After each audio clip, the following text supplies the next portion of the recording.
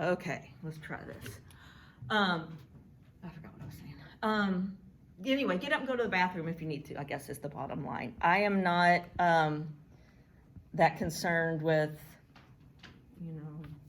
don't make a racket when you leave, maybe, or come back in.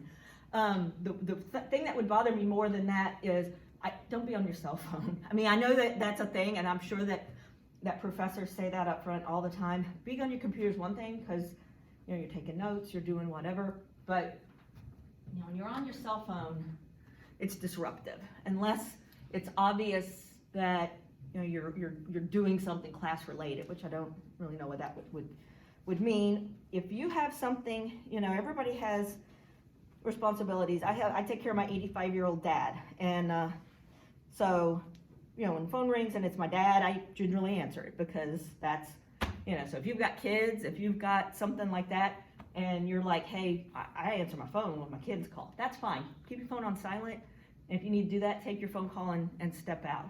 But whatever you do, don't text with your kids halfway through, all through class and that kind of thing. And all this stuff, it took me a few semesters to realize I needed to say all that out loud, because to me it seems like just common sense and decency, but apparently not.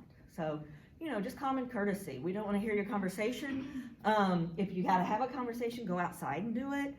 If you're engaged, if there's a texting back and forth for just a few, that's fine. But if it goes on very long, just go outside or not outside, but out of the room and do that. So, any other questions about just being here? And I know you all know, obviously you all have your masks on, so, we'll all be doing that. There's hand sanitizer. Actually, there's not. I thought that was hand sanitizer. That's sanitizer. Table spray. If you need a mask, if you forget your mask, I usually have several in my purse, so if you forget one, I'll supply you with one. So, anyway, all right, so people watching the video, I don't know if you can see the PowerPoint, it's irrelevant. I'll post the PowerPoint. So we'll go from there. So I'm gonna have to keep monitoring that, because now I'm paranoid. But so did everybody get through the articles, and we're able to pull the articles up? I didn't hear, nobody got a hold of me that they had issues. That's sort of how there was a book that went along with this course, and it's a fabulous book, but I teach a lot still out of that book, but I find that there's so much more and so many more. I would find myself pulling in things and wanting people to read, okay, read your chapter, but then read this, this, and this. And it occurred to me that just having you read the other stuff, and we'll talk about some of the chapters in the book, and a lot of the stuff on the PowerPoints comes from the book, and you can look that up, or if you have more questions about it. But it just seemed redundant to have you read a chapter and then us come in and talk about it. I think it gives you a little bit wider bit of information doing it this way. I'm gonna have to stop and breathe periodically, because this is like so what we're going to talk about today is the death experience in America. So that's kind of where we start in this course. I will post this PowerPoint, so you'll have all this. The way we look at the death experience in America is sort of in this triangle, and the experience, that how we experience death in the United States, and for the most part, the world, is through how we encounter death, how we come upon death, how we see death in our day-to-day, just in our lives. The other part of the triangle is our death-related attitudes. What are our attitudes toward dying, the dying people, and death? And then what are our practices? And by practices, we mean, how do we relate to people who are dying? What sort of maybe rituals, for lack of a better word, do we employ? And then with after someone has died, there's a ton of rituals that go with that. And those vary culture to culture.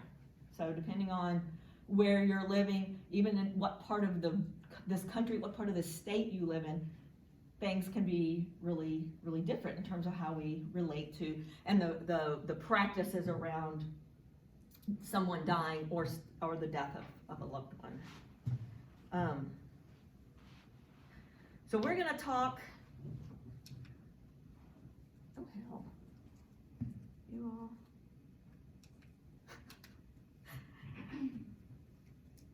So that just, some of these if I skip through a slide, don't feel like you have to write all this down, because sometimes the slide is as much to trigger my memory as it is anything, but this is what we just talked about, encounters, attitudes, and practices. So that's the triangle, and when you're at any point in that triangle, you don't live at any point in that triangle, they mesh, and that's, so somewhere on that line, our encounters and our attitudes and our practices meld at some point. So we're going to be talking about the changing encounters with death. So of that triangle, over the next couple of classes, we're going to talk about this triangle and the different edges of the triangle. But today we're going to talk about death-related encounters, how we as Americans encounter death. So this is Brian Lee Curtis. And Brian Lee Curtis, I don't know when this was. I think it was in the early mid-90s. Was this young man, 34, and he was a smoker. He's a lifetime smoker from forever. And this is this is not me being on an anti-smoking crusade, although don't smoke. So he developed lung cancer at 34. He's been a lifetime smoker, heavy smoker. And this is him, obviously, at 34, within the year, 6 months of being diagnosed with lung cancer. And then this is him on the day he died 6 months later. And actually, I think it might have been less than 6 months. So he requested that, now this was in Australia, but he requested prior to his death that his story be told. And he wanted those two pictures 10 weeks earlier. It wasn't even 6 months. Good Lord, I didn't realize that. It was 10 weeks earlier that first picture was taken to the time that he died. So he wanted that to be put out there. He wanted people to see, and for him, it was an anti-smoking crusade. But what that did and how that changed people buying cigarettes, and they would request not to have that package. No one wanted to see this image, sorry, it's been a year since I used this thing, of this dying man, regardless of how he was dying. The story and the impact was to get people to stop smoking. But people were so, this was a shocking thing, if you can imagine going into the store to buy anything, whether it's cigarettes, and seeing this kind of an image. So people weren't used to encountering death that up close and personal on your pack of cigarettes that you stop by the store to get. So that changed a lot of things at that time with smoking and how people were buying cigarettes. They didn't want that pack of cigarettes, and that was just a big change in how people were seeing death and when it was presented in front of them. Some of our objectives today, we're talking about encounters, which is a component of the experience. How we see them is we want to identify some principal features in encounters in the United States for this century. Well, I have a bad habit of saying around the turn of the century. Well, I'm 55 years old, so I've grown up saying that, back around the turn of the century. Now I mean 1900. So I realized that we've had another turn of the century since then. So if I happen to say that, anyway, I do that a lot, and someone called me on it, and I still kind of do it. So I do realize that we have had a second turn of the century. But anyway, I was a full-on adult for that one, so it didn't hardly seem, And just to kind of talk about how some of these encounters have changed along the way, hence the whole turns of the century, because we'll go back through the 1900s to talk about some of that and into the early 2000s. So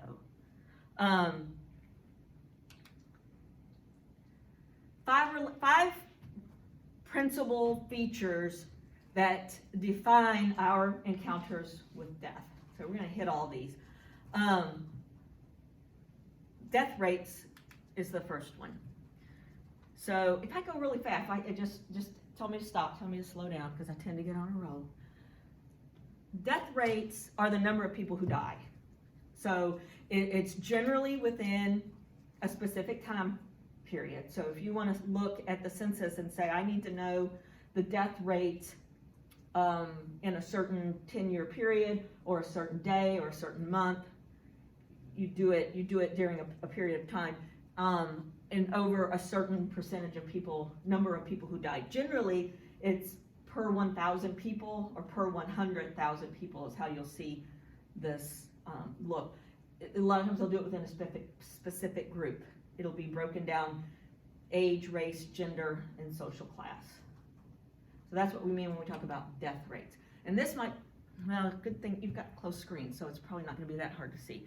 So this is a table from 1900 to 2007 of overall death rates in the U.S. And it's interesting to look at because you can see the changes over that, what really is a brief period of time in the scheme of life. On the left-hand side, you're looking at the 1900 census.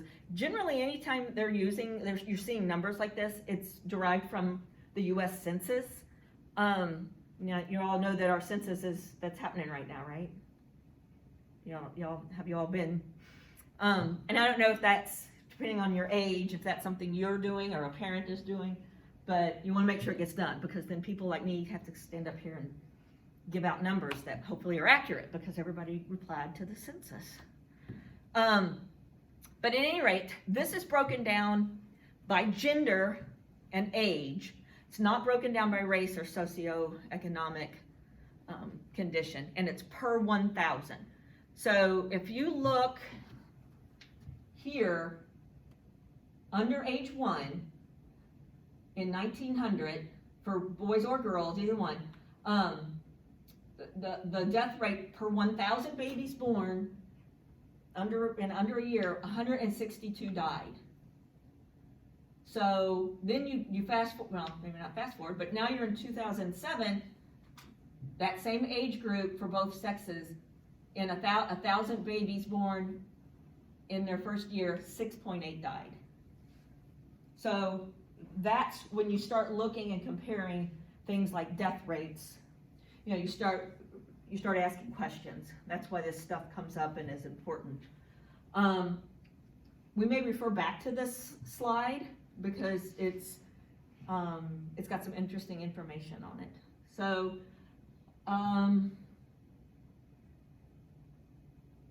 there was and this is not shown in the slide, but there was a decline. Well, obviously there's a decline in death rates, like overall death rate, from 1900 to 2007. 45% of that decline came from 1900 to 1954. So a lot happened, and we'll talk about what happened between 1900 and 1954. Since 1954, there's only been a 13% decline in the death rate. So, yeah. Do these censuses include wars, or is it just like general?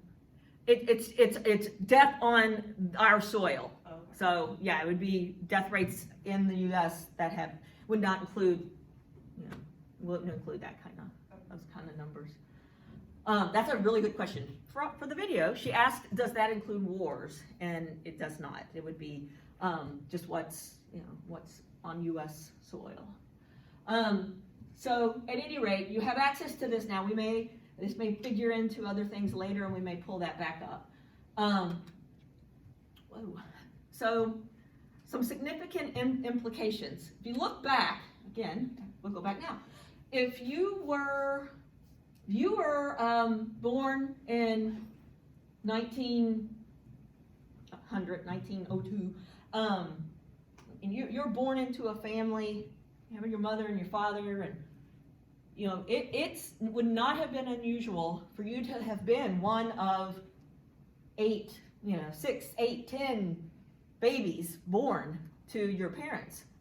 And that doesn't mean you grow up with this big family. What it meant is because in 1,000 births, 162, I'll say babies, died. So if you were one of those babies, those children who made it to 14, you probably saw several siblings die. And those could have been newborn infants, those could have been children, because the numbers dropped significantly, but it could have been even an older child. So your experience with that, most everybody that was born and grew up during that time had siblings that died, and were there to see that. They died in the home, or they were in the home when for the funeral services. So they encountered that pretty frequently. Today, it would be very rare, not rare that people will have lost a sibling in infancy, but rare that they saw it in their house, that the baby died in the home, or that it's such up close and personal way.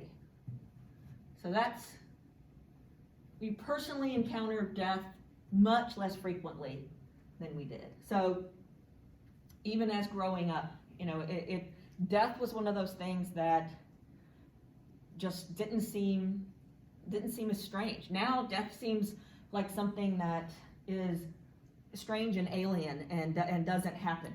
And at that time, it was still traumatic. It was still, not a happy situation to go through, but it was not an unusual and strange occurrence as it was then. And people had, it wasn't unusual for families to have, couples to have 6, 8, 10 births and have 1 or 2 children live to adulthood. That was more the norm then. And for that to happen now would be, we'd be sending CPS out to question why have you had 10 babies and 4 of them have died? That back then, it was just sort of part of life. Another interesting thing about death rates is by gender. So males continue, to have, back in 1900, where are we at? The death rates for men consistently are higher, differences here, than death rates for women. Not huge numbers, but they're consistently higher. There are some differences if you look in different age groups as well. So, where did we go with that?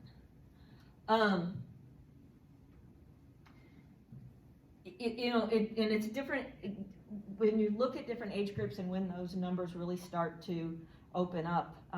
A lot of younger women, childbearing age, back in 1900s, more in that era, a lot of women died in childbirth. So that caused that death rate to be a little bit elevated, but still nowhere near where the male death rate was.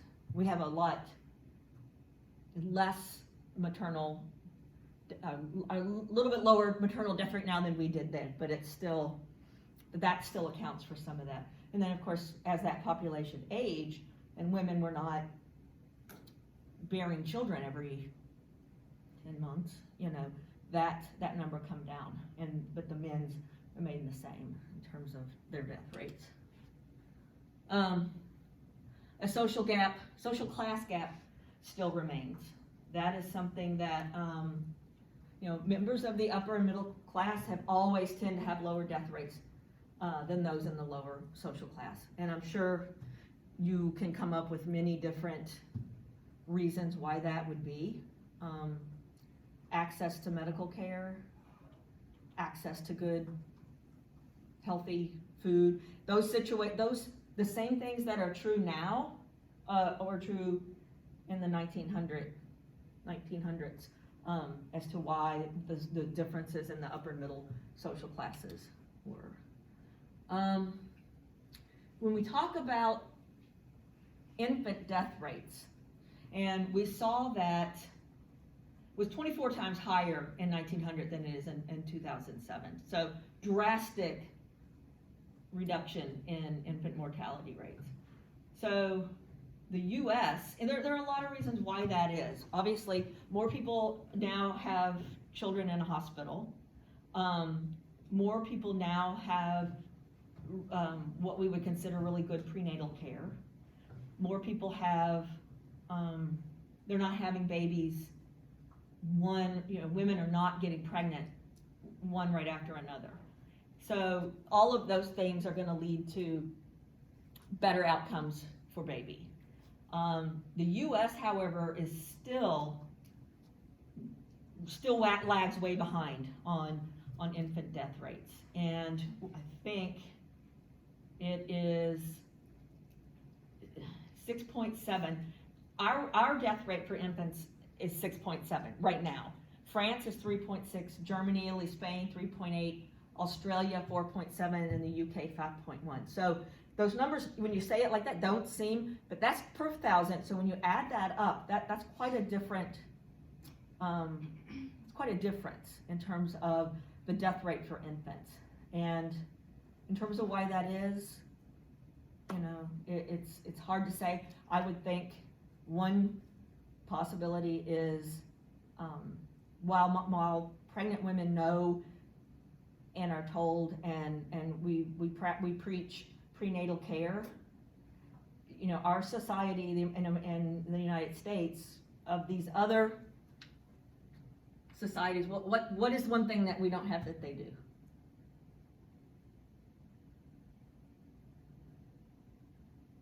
Anybody? Universal health care. So the way our health care is set up, doesn't always encourage women to seek good prenatal care. So the outcomes of the infant death rates could be, I have no research to back that up, but that's one thing that's different from the United States in those. Yeah. Isn't it SIDS? Don't we have like the highest prevalence of SIDS? I don't know. She was asking if the U.S. has the highest rate of SIDS deaths, and I don't know the answer to that. I also know SIDS in and of itself is sudden infant death syndrome is kind of controversial in terms of what it is, how it's diagnosed. That's not an expertise of mine, but I don't know how they keep numbers like that and when something is classified as a SIDS death. But yeah, I mean, that's a possibility. And then why? Then it begs the question, if that's the case, why is that? I have no idea. Maternal death rates, reading moms, obviously, delivering babies, 608 out of 100,000 in 1915. And now, and I say now, but 2007, or 2007 is not now, but now-ish.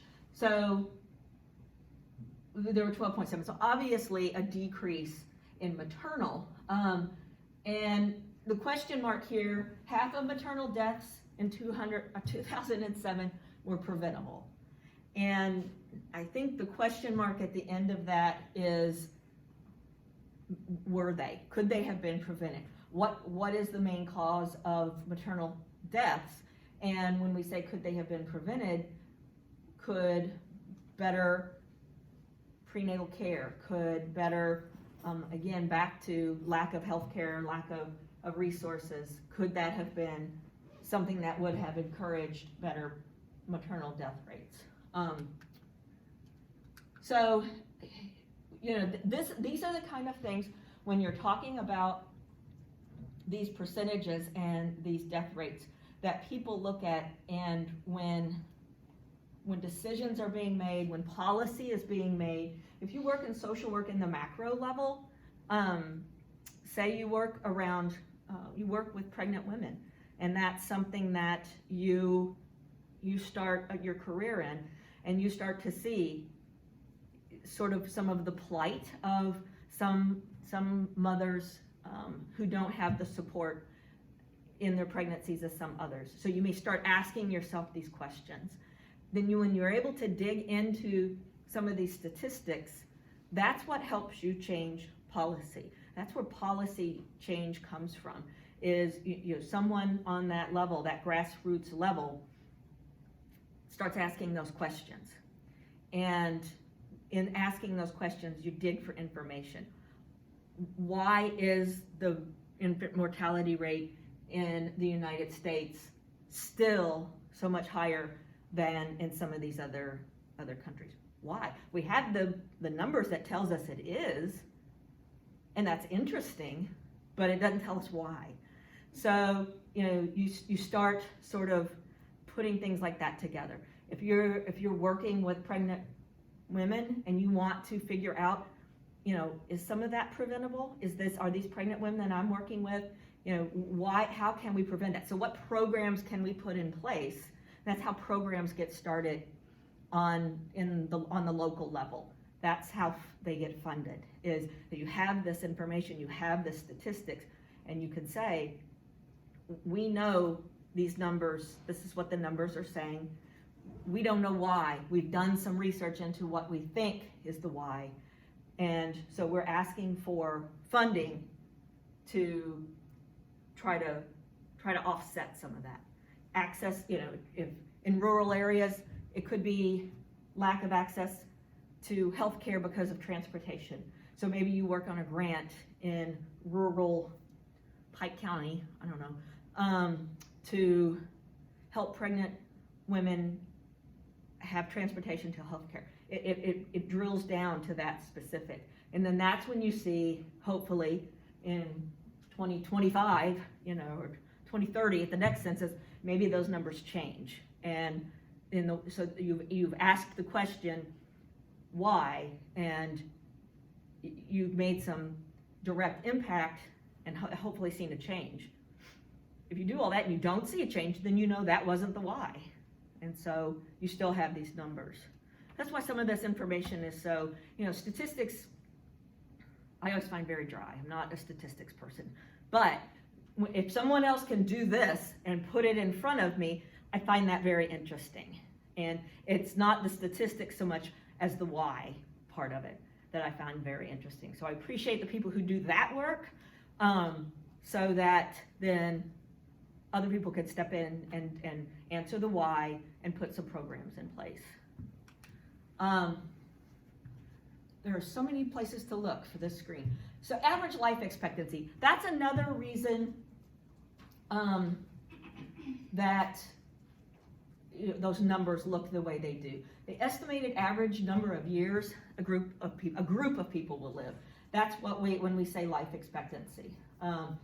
It's not your personal life expectancy. It's not, it's not about that. It is about a particular group. So men born in, 1940 have X life expectancy.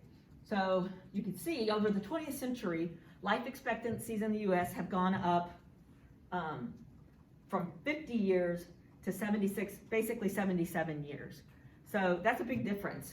Like I told you earlier, I'm 55. So, if life expectancy was 50, I'd be like past my expiration date right about now. So hopefully, that number continues to increase. It primarily due to the decrease in numbers of death that happened in the early years. We saw the death rate for young children. So if you're having babies, if like we said, and this is anecdotal, this is not fact, but if every couple in 1910 had an average of 5 babies and 2 of them lived to adulthood, that's going to skew your numbers for life expectancy, because you've already, that's already a low number. So now that same couple in 2000 has 5 kids, all 5 of them are likely to live to adulthood. So that raises that number of life expectancy. Does that make sense? Again, statistics, averages, that kind of thing. So it's not like people are just, everybody's being, the same amount of people are being born and they're all living to 76.7. That's not how statistics and averages work. So, but our life expectancy in the U.S. is gone up significantly, and there are a lot of other things that has contributed to that. We see a major decrease in maybe like industrial accidents and work-related.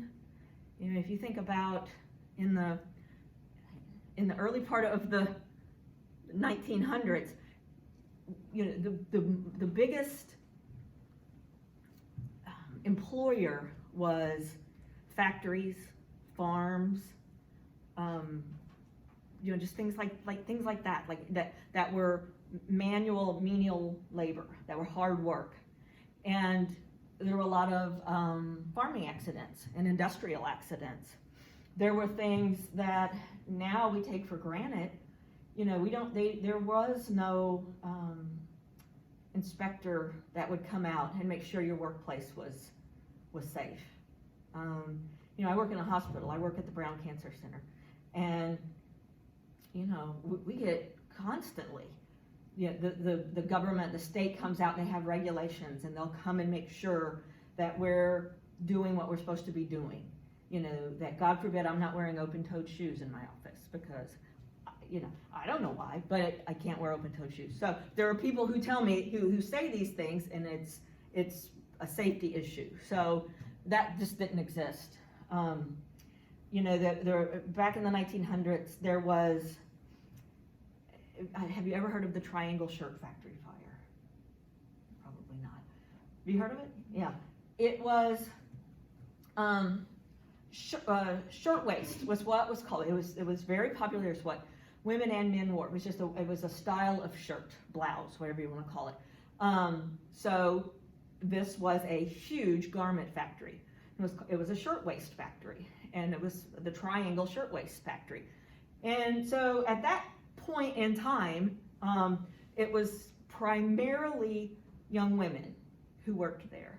So I forget the details, but it was, say, 7 stories, and it was just row to row next to each other, tables of women sewing, young girls, women sewing these shirts.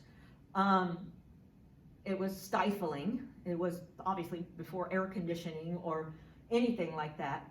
And it was,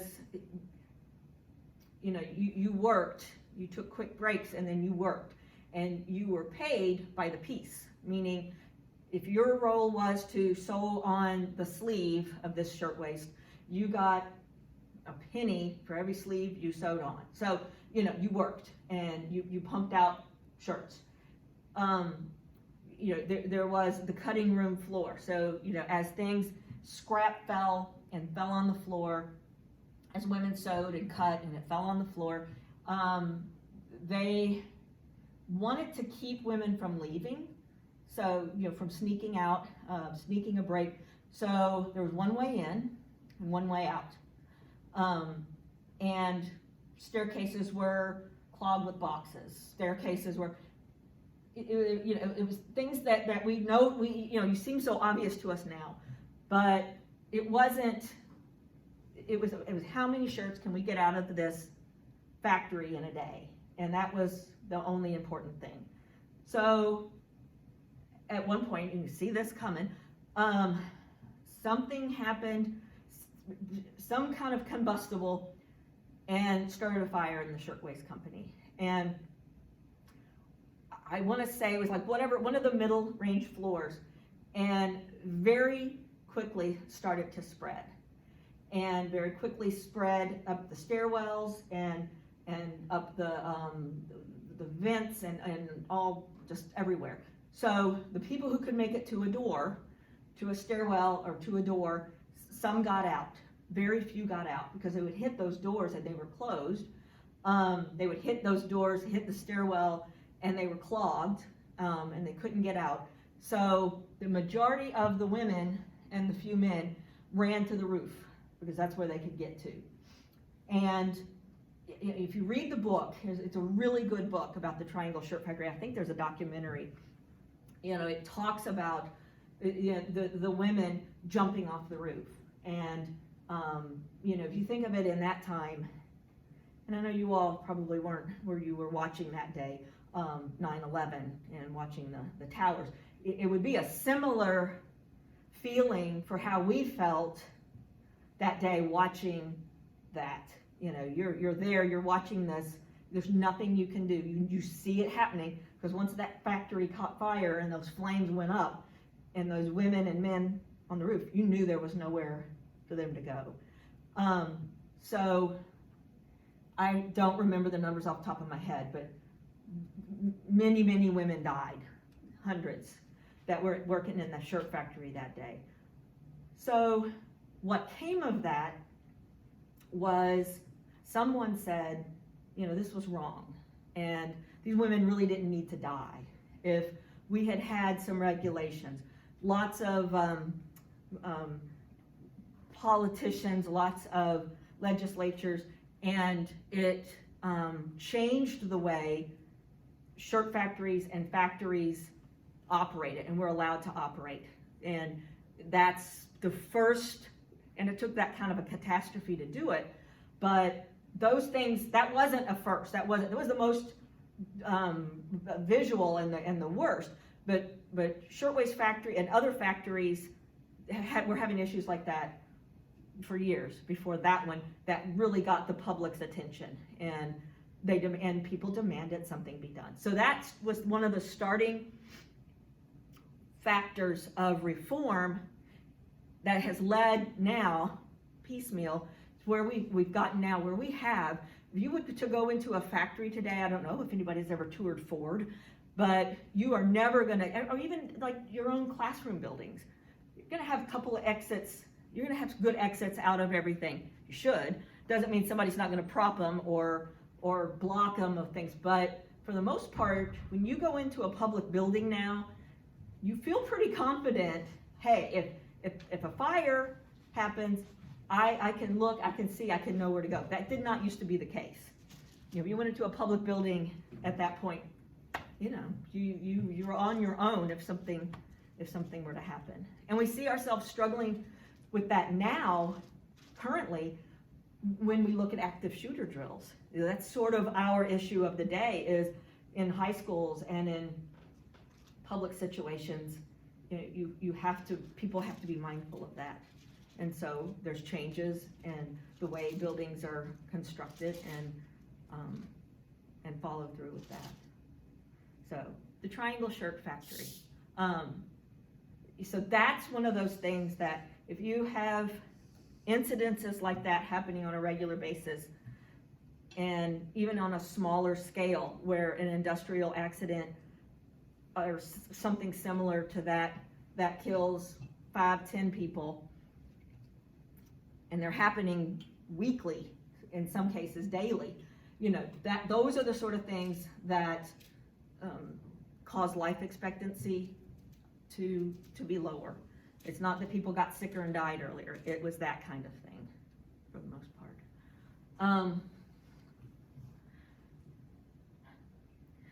One of the other issues that comes of a longer life expectancy is, the elderly. So we can look at the elderly now in our society, and they're sort of thought of as the dying. We'll talk some about elder abuse, or ageism, I guess is a better word for it, how we treat the elderly in our society. But life expectancy, it's a good thing that we have a longer life expectancy, but it has lots of other ramifications for us as a society when it comes to care for the elderly and how we treat our elderly. Because just because they're living longer doesn't define what kind of, it doesn't tell you what sort of life that is that they're living. And some of them are just dying longer. If that makes sense. We'll talk more about that. Leading cause of death have changed. So what used to kill us in 1900 is different than what kills us now. So how many have you communicable diseases? How many of you all have seen that image on the screen? Do you know can you explain what it is? It's a plague mask. It's a plague mask. I'm not repeating you because I'm daft. I'm repeating you just so. Sorry. Right. Do you want to tell us more? Oh, sorry. No. Go ahead. It's like the masks that like doctors and people would wear in dealing with people who had the plague. Yeah. It's very creepy looking. It's very creepy looking, and it is a plague mask, and you can see that's the doctor basically that would be coming to visit you if you had the plague. So he's covered head to toe, and you can't really tell though, but they're basically gauntlets. So the sterile gloves of the day.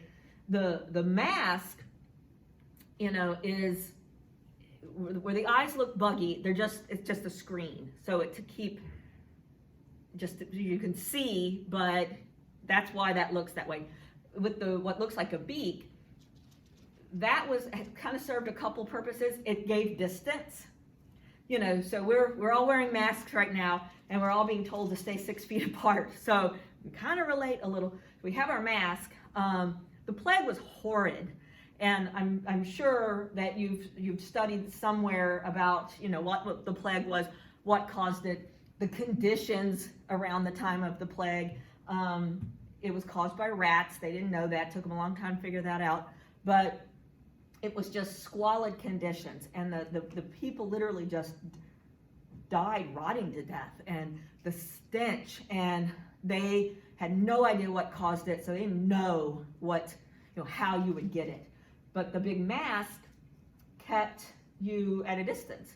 So if you're a doctor and you've got a patient, normally we come up, the doctor would come up and I want to feel you, and that kept them at a distance. And it was also stuffed full of rags soaked in herbs, and rags soaked in ever kind of medicinal, things that they thought would ward off disease. So it was stuffed in there so that the overwhelming smell when you would walk into one of these situations would keep you at bay. But it would also, you can't see it, kind of see it in his left hand, carried a big stick, like what we would now think of as a walking stick.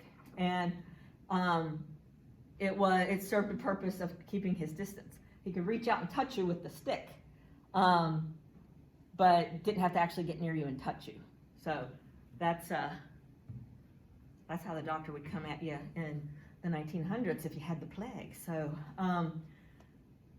it was just a difference but that's what killed a large number of people around the turn of the century.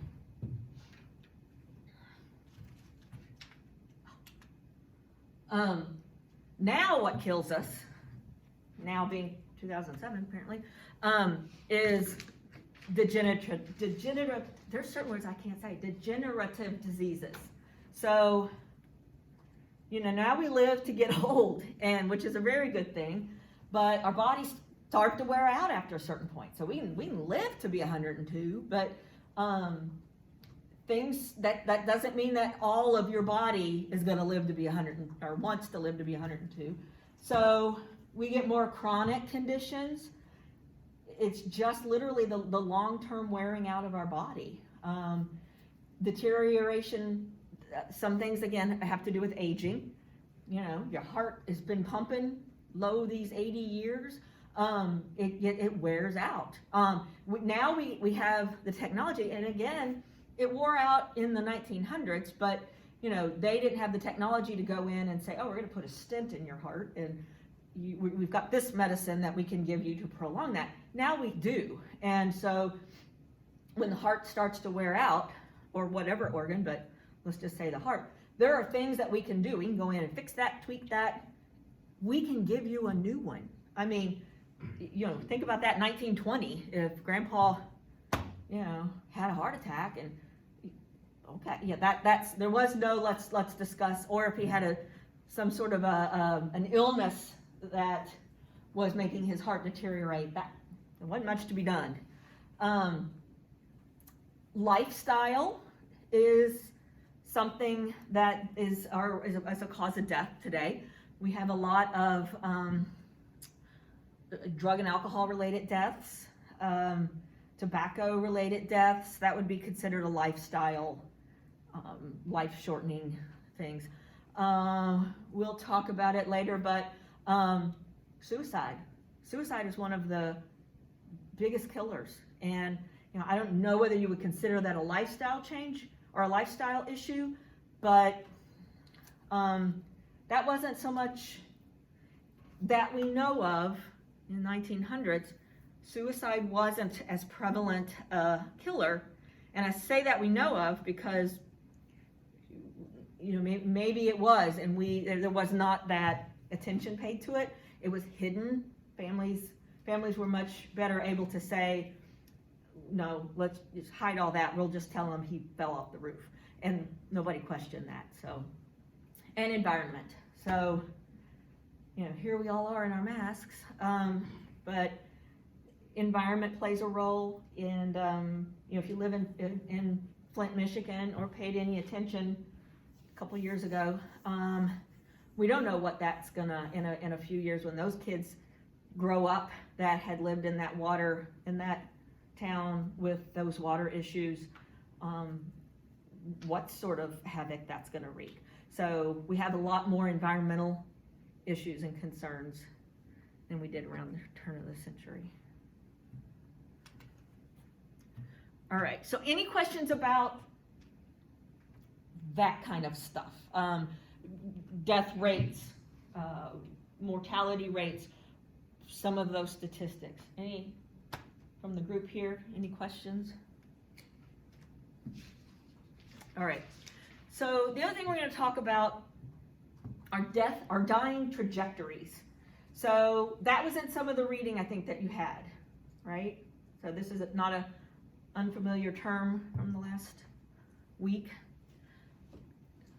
Basically, the patterns of how we die, how a person dies, is, there's the duration of it. You've heard people will say, well, we're all dying, and from the minute you're born you start dying. Okay, and that's true, but we're talking about the actual phase of when we consider someone to be terminal or to be dying. So the duration of it, that's the time between, they say, the onset of dying, so maybe at a terminal diagnosis, or when whatever event has happened that's going to lead to the death. So it's the time of the onset and the arrival of death. So the living dying interval, I'm not really sure what that means, but the shape of it, so the course of the dying process. Can you predict how that process will advance? Is the death expected or unexpected? And some of that is relative to what disease or to what it is that is causing the death. That would be the shape of that. So if you read your readings, this does not look unfamiliar. One of the typical dying trajectories or one of the causes is communicable disease. So this is a diagram that shows us the health and then the length of the dying process. So it's a predictable point of resolution of the life-threatening condition. So in a communicable disease, sometimes you have the disease diagnosed right there. That would be the point of onset, and you get over it and you go on. So there's really no trajectory. Other times you have a decline in health, whatever that may be. Do we need to stop? Does everybody need a break? Or are we all just, okay, we'll keep going then. There's a slight decline, and then maybe you recover. Or maybe you don't. Maybe that is your new normal in terms of your health.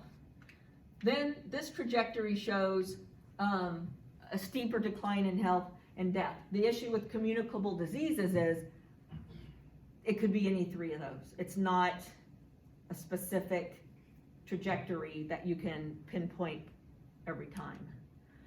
When we talk about degenerative diseases, and those were the things like the heart condition and uncontrolled diabetes, certain cancers, degenerative diseases can really run the gamut. And then this is how, if you say that in the start, you maintain a certain level of health, you don't decline rapidly. It's peaks and valleys of decline.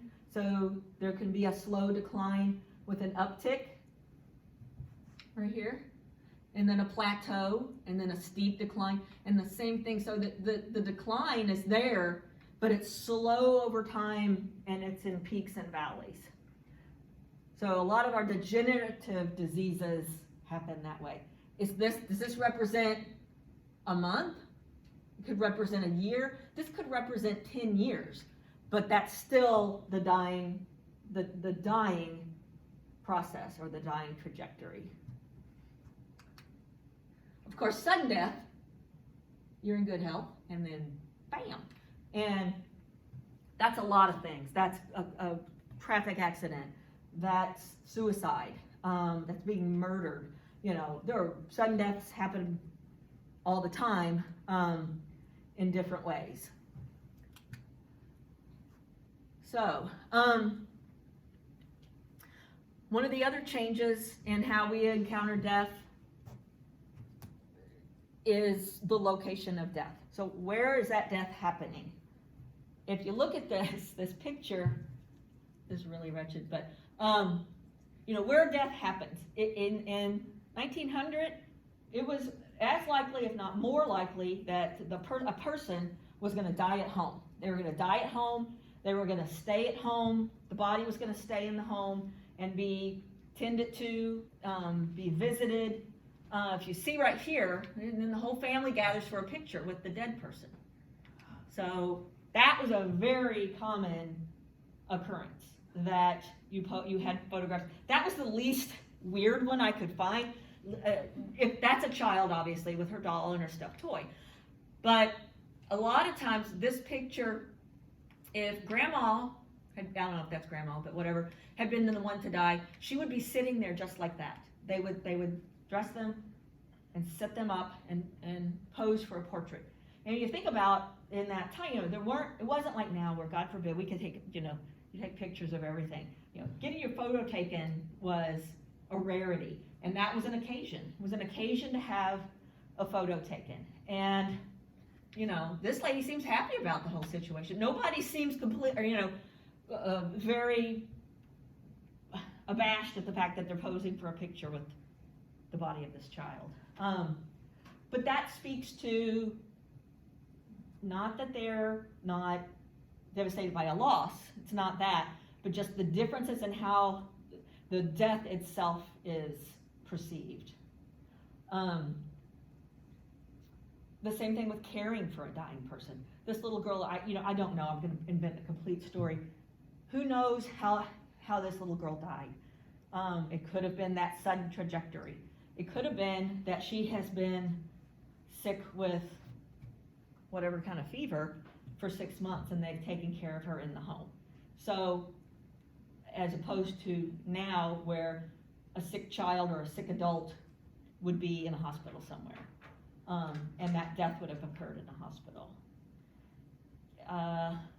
And they would have prepared her body. They would have, if she had died at home in her bed, the women in the family would have bathed her, they would have fixed her hair, they would have dressed her, they would have put her doll and her stuffed animal, they would have done all that there.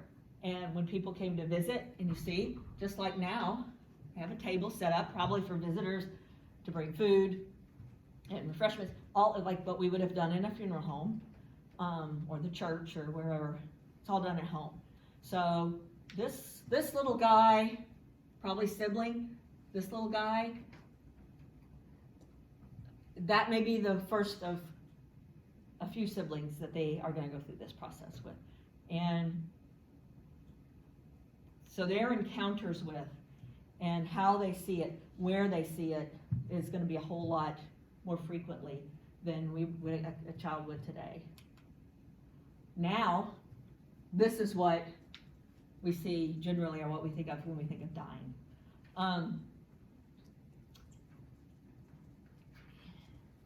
wanted to put, it's hard trying to find these pictures because, you know, the picture before with this family around this child, but I couldn't bring myself to put a picture of a child in it just for some reason. But anyway, but this is now how we die. This is where we die. You know, whether you're old or young, if it's not a sudden death, more often than not, you die in the home, or you die in the hospital. Hooked up to tubes. She's just got a little oxygen on, but oftentimes it is being actively treated. You know, so you have a ventilator, or you have chemotherapy dripping, and you die in that institutional setting. Maybe your family's there, maybe they're not. If it's in the last couple of months, they weren't. I mean, have you all heard stories of people, or maybe people that you know, that were either in a nursing home or have been in the hospital and haven't been able to have visitors? Yeah. I'll tell stories from my life as a social worker as often as they are pertinent. Right now I work at the cancer center, so I've been there about 10 years. I work with breast cancer patients, and we've had several, especially right around when COVID first happened, and it was first, you know, we weren't allowing any visitors. It was that very strict, and we had a really young woman who had breast cancer. She had young children, and some, you know, like an infant, and she started to decline and was in the hospital, and we weren't sure that she was going to make it out of the hospital to get home, and she was dying. They would not let anyone in to see her. Her family, she had a big family, she had 3 kids, and it was a wretched situation because she was alone in that hospital. And so for her well-being and her experience, her dying and death experience, she was alone. For her family and for her kids, it was horrible for the same reasons, that they were not able to be with her. You know, that was a few days of really trying to circumvent this mandate that was put down, that no one could come in. We had other people in the hospital who were actively dying, and their families couldn't come in. But, you know, it's hard to say, well, who, for God's sake, she's this, you know, she's young, she's got this baby, you know, please, can we just, and couldn't get them to waive it. We finally were able to get hospice. We'll talk about hospice if you're not familiar with hospice. I assume most of you have at least heard the term. We were able to get her, some of it was the patient herself didn't want to give up, but at any rate, so a lot of people see going with hospice as giving up. But we were able to convince her that the only way we're going to be able to get you somewhere where you can be with your family is if you go with hospice. And so they were able to get her on hospice. They transferred her home, and she died the next day. She died at home. She got to see her family. But that was a work, you know, kind of a workaround. It was appropriate. She really needed hospice. So it wasn't like that was an inappropriate thing, but wasn't really what she wanted. You know, she wanted to, there's a lot there to unpack, but bottom line is, you know, that's the reality of where where people are going to die now, is a lot of it ends up in the hospital. Not usually that wretched of a story associated with it, but other people are taking care of you. And instead of, like in the previous picture with the scenario, that little girl being sick, her family taking care of her while she's dying, and she's in her bed, she's home, she's got her stuffed animal, you know, all of that. Now you have, you know, your family may come visit, but they're not taking care of you. It's the caregivers. Same thing when a person passes away. The staff at the facility will come in, do that bathing, do that preparing the body, and then it's taken off to a funeral home or a morgue somewhere. So, you know, the kids, like from that last picture, the small children, what happened to grandma? You know, I saw grandma a couple weeks ago, and I know you told me she was sick and she was in the hospital, but so their concept of what it means that, or you know, grandma died is far different than those children in the first picture, that, you know, your sister died. They get that. We watched it. We were there when it happened. We saw what that means. We know what death is. We understand what that means. They don't know what it means now that if this was grandma, that grandma died. Especially if that's their first experience with death and someone explaining it. And generally speaking, adults do a really bad job of explaining to small children about death. They just do.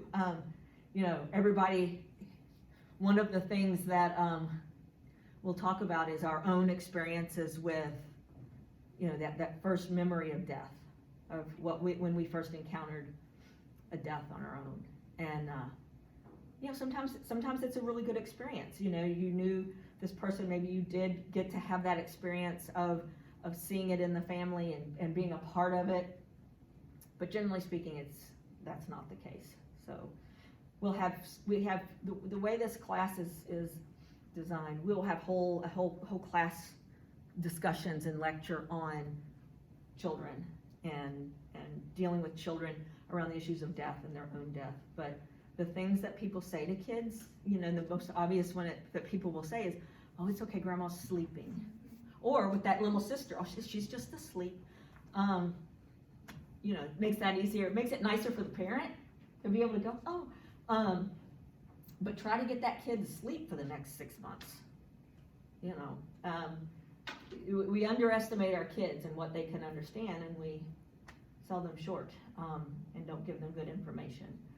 And you know, it's something we need to do better. And that's why, in terms of, you know, having programs like this, having educational classes, and having whole, you know, people go into this now as their career, as, you know, death and dying, and counseling around that, and, you know, the hospice movement and grief counseling is, you know, it's so important. And it's so, you know, kids need to know how that happens and what's happening, and where to put those emotions. So I think it's fabulous that we're now much better about it, but still not great when it comes to how we talk to kids about a lot of things.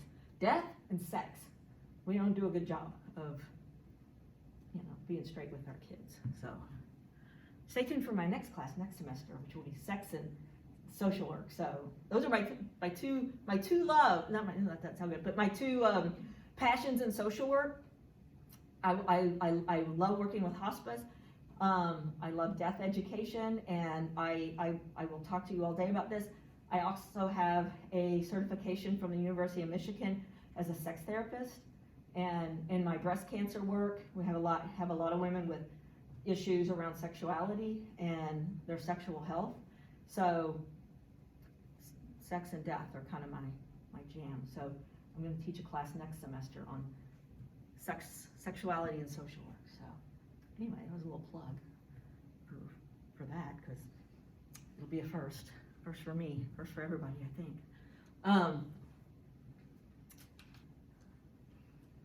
All right, we talked about some of the factors. We talked about this, the Triangle Shirt Factory story, you know, factors in terms of encounters with death, industrialization. Obviously, as we have become better at how we produce things, the quality of our food, housing, and clothing, and, you know, the USDA, Department of Agriculture, that's their whole job. It's this huge government entity that their whole job is to make sure farms are safe, to make sure grocery stores are safe, to make sure you know, housing and, you know, all of that stuff has really strict guidelines in how they produce things. So, you know, back in the day, you'd go out to the open air market and there'd be chickens hanging by their feet, and there'd be just slabs of meat, and you'd just walk up and down the aisle and buy your food,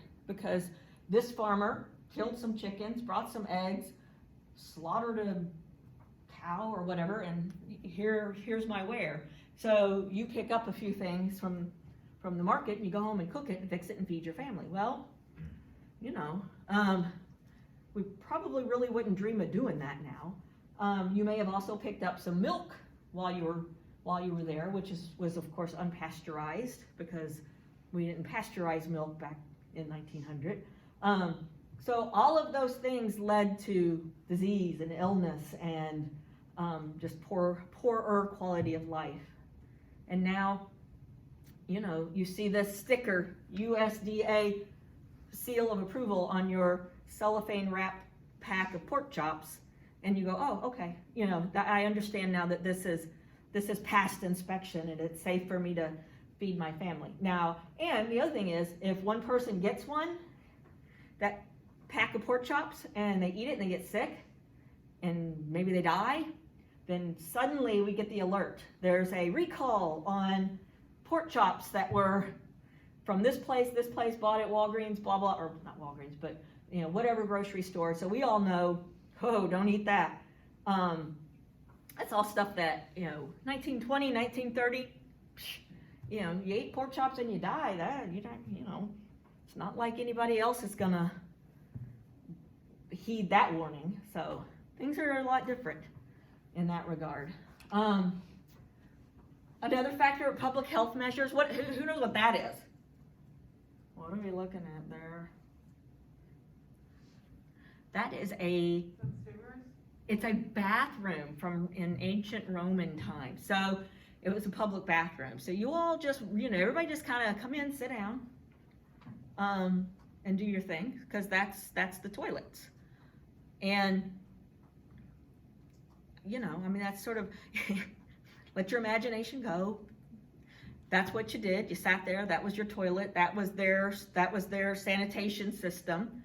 I am fairly certain, although I can't say for sure, I doubt very seriously that there was any mechanism by which you then got up and flushed anything anywhere. I'm pretty sure not. Probably not it's like a porta potty, only en masse. And no way. This was well before we knew we needed to wash our hands after that. So you can those communicable diseases that we know are transferred by lack of basic sanitation. That's where that came from. That's a modern picture of a ancient ruin, by the way. It's not in use right now. So we have much better sanitation situation now than we did. Now, obviously not even talking about going back so far as to the Roman Empire, but 19th century, 1900s in the U.S., sanitation is far better. We don't dump things randomly into our rivers and lakes like we used to. We're still not 100% great about that, but it used to be not a big thing if you had a farm to just let the runoff from your fields just run off into wherever it was going to go. And that's a lot more tightly regulated now, so some of that's a little bit better. But basic sanitation. I don't know if anybody's ever been out. How many of you have been out of the country? But have you gone out of the country and gone somewhere where you were shocked? Do you mind sharing your? I went to Europe.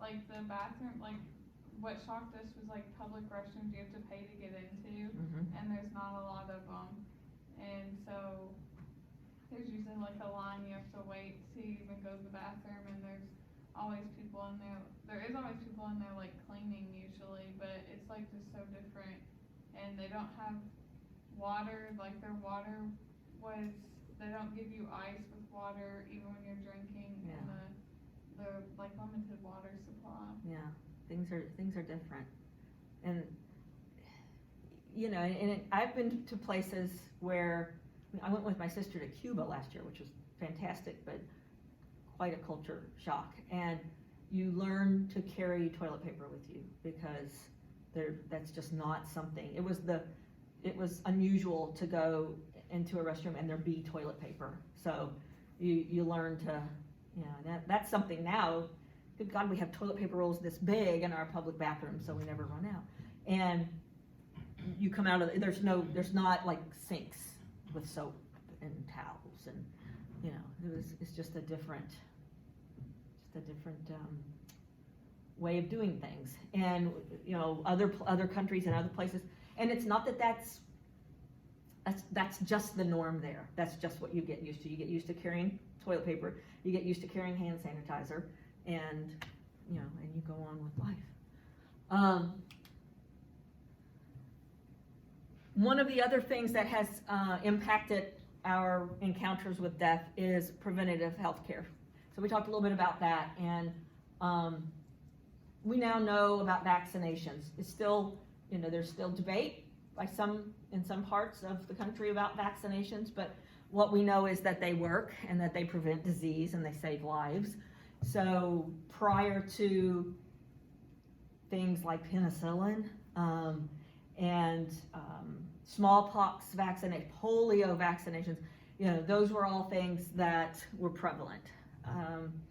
We have media, for good or bad, that lets us know things, circulates warnings and advice and better ways of living. You can't scroll Facebook or Instagram or anything without ads now, you know, for this diet or that diet, or you know, why you should do this exercise plan. So we have a lot more information, and things like the warnings on cigarette. We all know. It doesn't mean people don't smoke and don't still do it, but at least we know, and at least we have the warnings, and it probably has made a major difference. I don't have the statistics on that, but you know, having those warnings helps.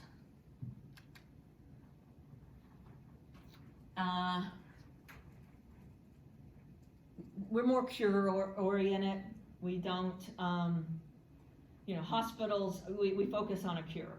And that's with hospitals and antibiotics. Hospitals are a relatively new phenomenon. It's not, you know, that's not the way things used to be, hospitals and doctors' offices.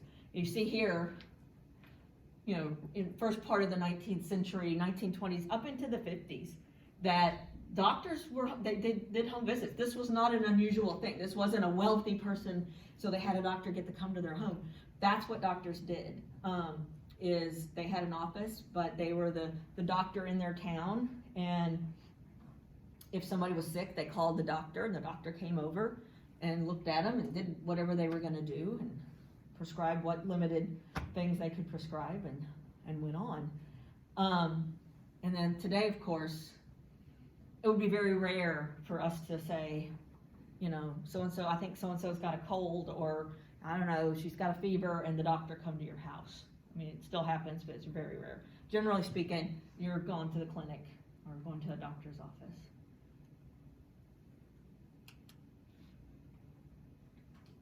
And, you know, in terms of how we encounter death, again, we don't live, I always use the example of the Waltons. Anybody know who the Waltons? When you ever see the Waltons? Ah, you're killing me. Good night, John Boy. Good night, John Boy. Okay, so the Waltons was a TV show in like the 70s, I think. And it was this family that lived on Walton's Mountain in this big house.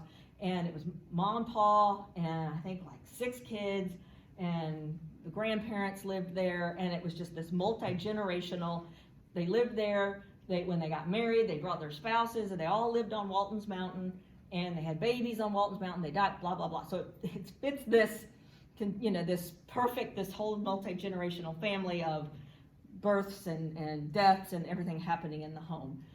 That's not, we don't live on Walton's Mountain anymore. I'm sure I need to find a more updated version of Walton's Mountain. If somebody has a show that would correlate to that I can. Now, people live, you know, you're born, you grow up in your family with your, generally, and then you go off, you leave. Are all of you natives of Louisville? Were you born here? Yeah, so, you're still young, you probably will go off somewhere, or you may not, but you don't live in their house like they did on the Waltons, generally speaking. And, people go and they live across town, or they live across the country, or they live in another country.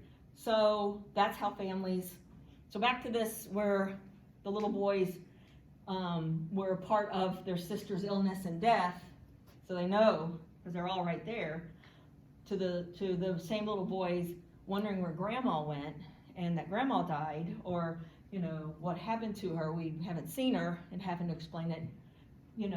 Kids now grow up, and maybe they've met their grandparents, maybe they saw them at Christmas, and they see them on FaceTime, or, they have pictures, but they don't know their grandparents, they don't live with grandma, and notice when she's not there anymore. So how we encounter death in contemporary times is much different.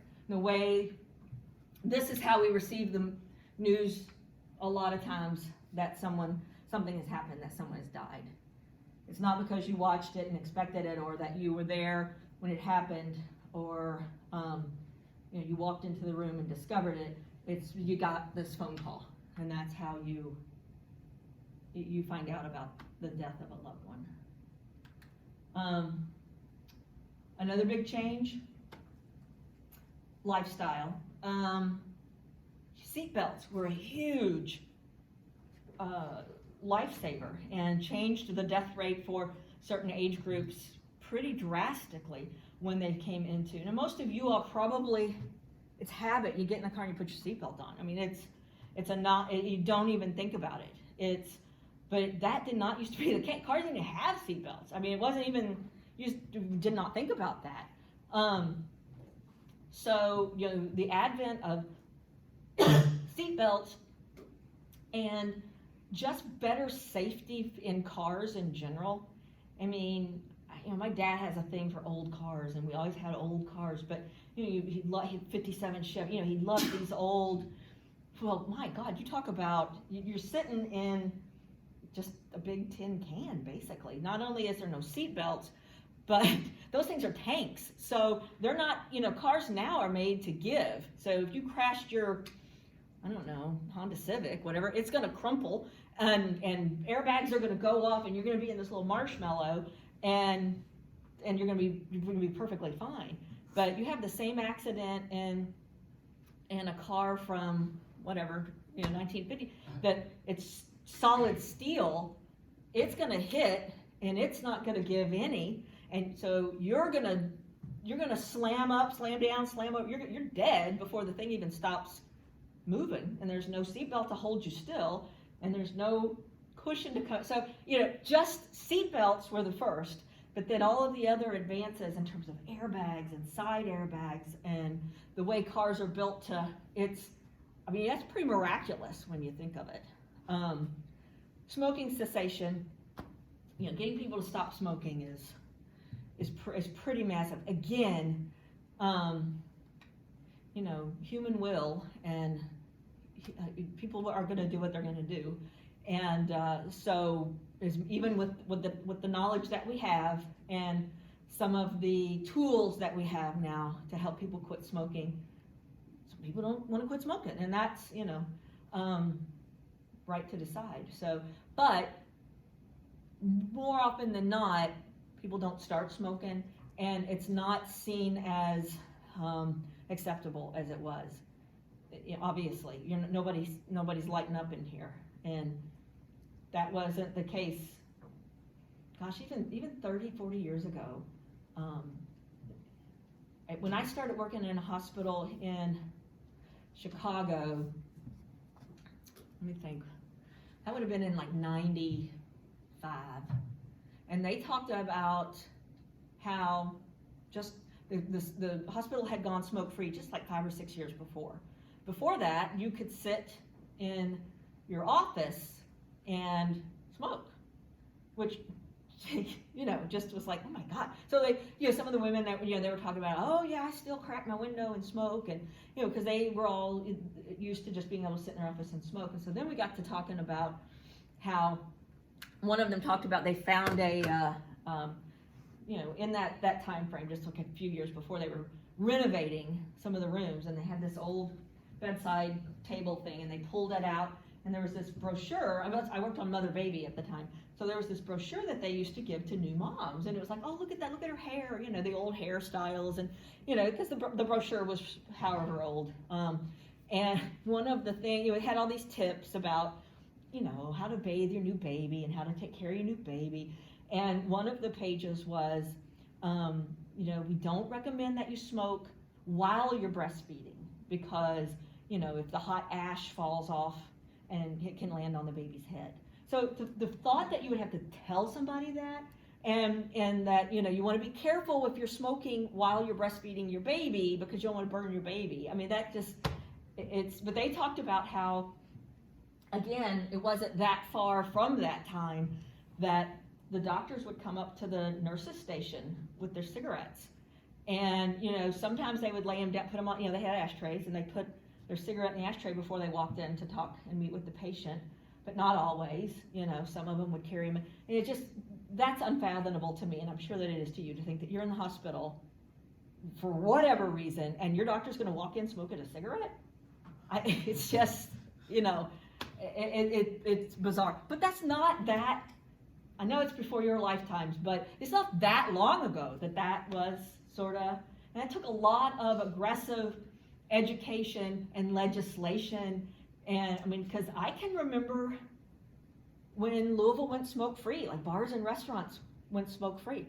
And people fought that, and you thought the town was gonna fold up. Restaurants and bars won't survive. Well, obviously, they do. But, I mean, I can remember going out and, coming home, and I don't smoke, I've never smoked, but you went out to a bar, or even out to eat sometimes, and you'd come home, and the next day you just reeked. You have to hang your clothes out, out the window to air them out, and you wash your hair. And so, anyway, not to be on smoking bandwagon, if anybody smokes, yay you, but, so, I added this. So in terms of lifestyle, should we add masks to this? In terms of, is this a good thing? Obviously it's situational, but is this something now that we're gonna see long term? In 20 years we're gonna look back and go, can you believe people would come to class without wearing a mask? I hope not. I don't know. I think somebody needs to invent a better mask. I'll say that. But any questions about anything we talked about today? All right, this class always wears me out a little bit. This first one, I mean, not this class, but this first lecture, because it's like a lot of information and statistics, and it can be a little drier. So the content gets a little bit more fun, if you could call Death and Dying fun, but it's more interesting, I guess. So I will post this on, it looks like it recorded, so yay. Post this online, and post the PowerPoint. And so I'm gonna say right now to the people who are not here in person, who are doing this online, you need to have watched it and completed this activity by Monday, by Sunday night, basically, Monday at midnight. I'm gonna give you all the same guideline or deadline on this, so it does not have to be done today in class. So what we're gonna do,